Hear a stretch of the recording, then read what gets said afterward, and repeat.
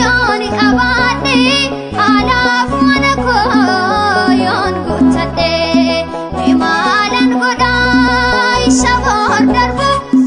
anoo si malee nagaa hin qabu yaa abbaa koo yaa gooftaa koo naqaabi maloo manaan harka koo anoo miidhagu maloo qofaa koo si waliin malee an jireenyi koo.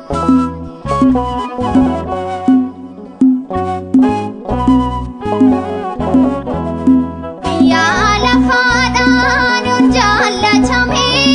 qabeenya afaan goon yoon jajame yeroodhaaf malee boodaan agata oolmaan gooftaa koo garaadha nyaata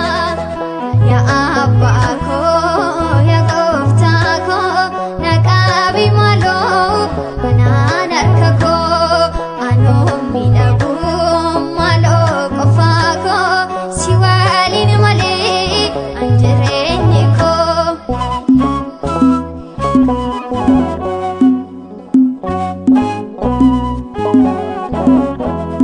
Fedhii fooniidhaaf mana kee baqadhe